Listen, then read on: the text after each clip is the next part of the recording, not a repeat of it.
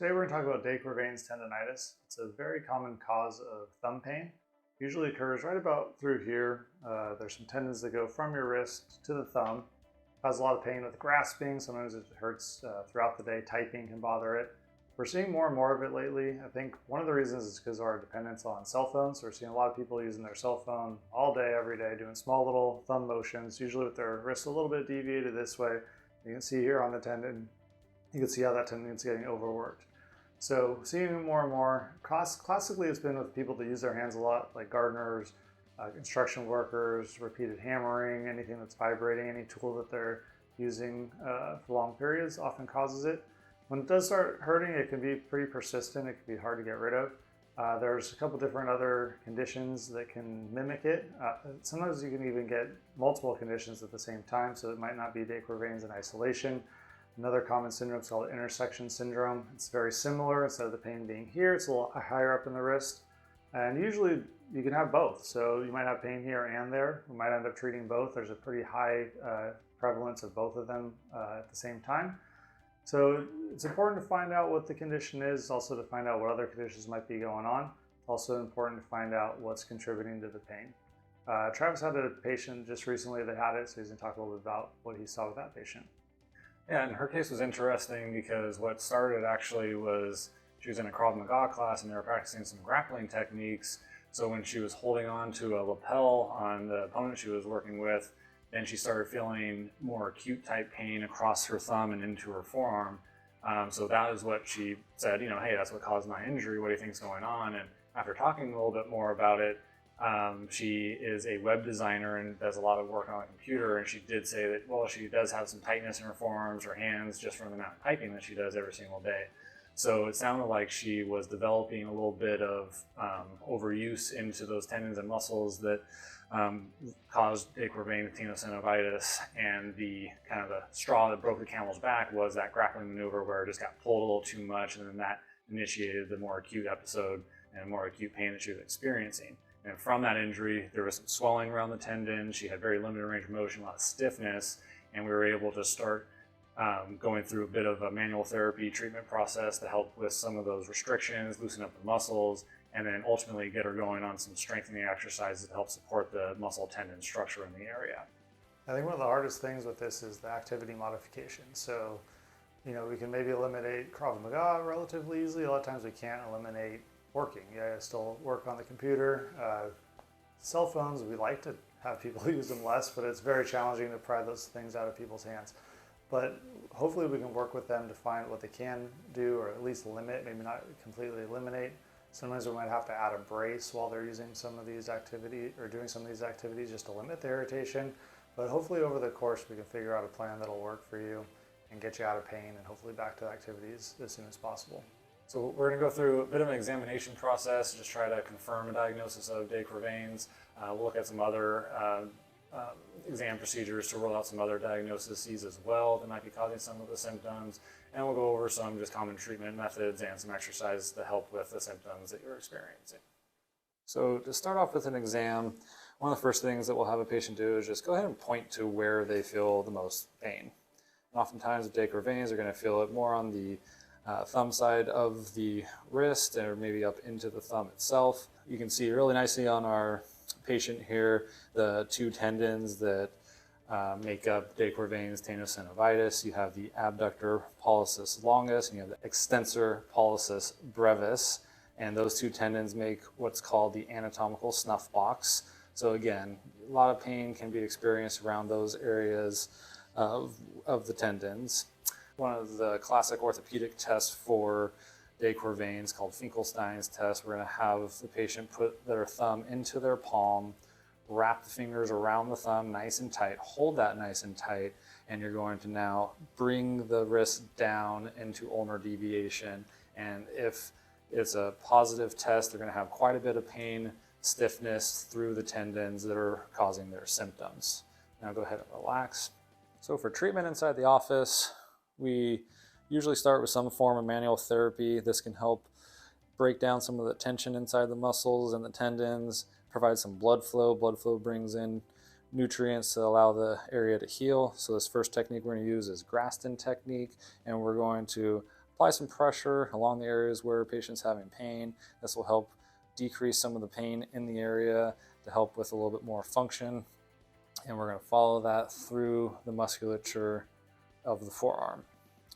Treatment's pretty quick, just a few minutes working these areas. It's not a lot of muscle that we have to work through, so again, it's pretty quick treatment, but we want to make sure we're addressing the main two tendons that make up this condition, follow it all the way up towards the end of the thumb, and really work into the anatomical snuff box where the tendons have those inflamed sheaths, and then working into the muscle bellies across the forearm. Now, another treatment that we'll utilize is active release technique. So again, we want to try to find those muscles that are primarily involved. And I can feel the muscles moving right about here across the forearm. So what I'm going to have the patient do in this case is we're going to have the thumb up here, and I'm actually going to have them curl the thumb down towards their palm, wrap their fingers around that thumb, and then start pulling down to lengthen those tendons and the muscles. In some cases, this can be quite painful to start, so we just try to take it through as much range of motion as we can without causing too much pain, but some discomfort is to be expected. And we will do several passes all through these muscles, and then we'll also work up into the tendons, trying to, again, get some motion through those stiff points in the tendons.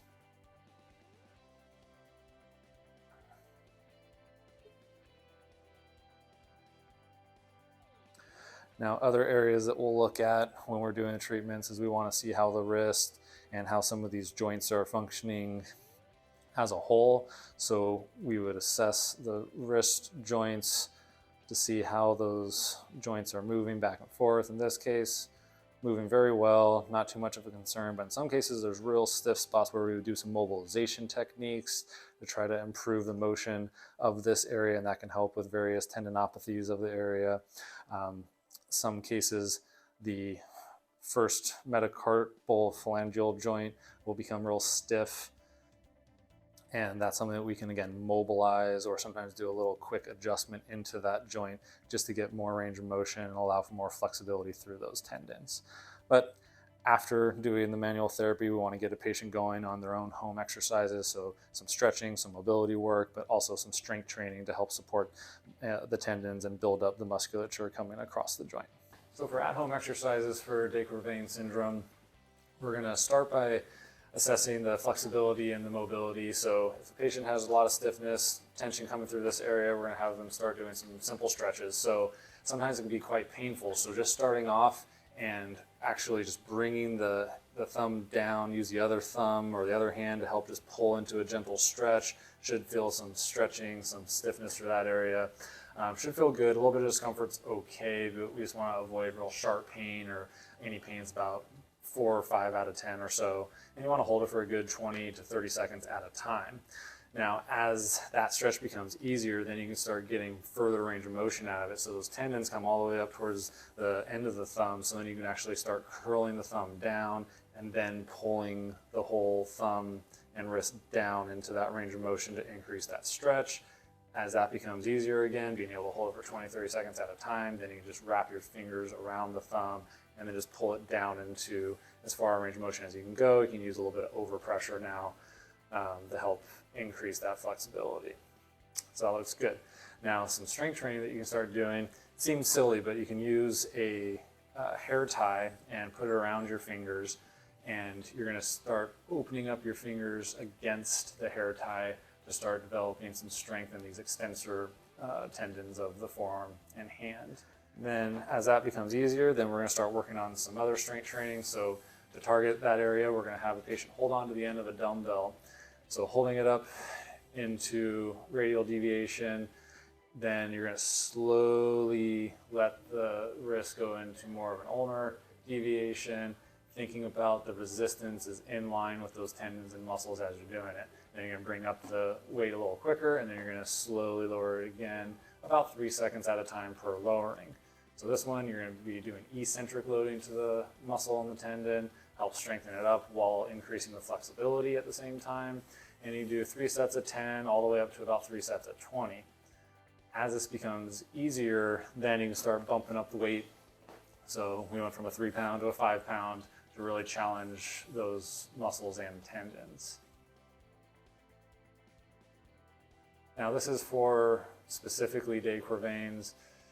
Like Kevin mentioned in the intro, that if the patient has other conditions going on, that we may also target just the extensor muscles with various weights. So maybe we just have them do a very strict eccentric load to the extensor muscles. We might use a flex bar. That is another good way to eccentrically load the muscles of the forearm and the wrist. Just depends on whatever that patient needs, trying to strengthen up the entire forearm and wrist to help them out with the symptoms that they're experiencing. I think the most challenging part is just finding the right exercise starting point. So as we said, this is a little sometimes an overuse injury. So we want to find exercise that you can tolerate and get positive adaptation without making it any worse. So we're always going to try to match the exercises with the person and where they're at.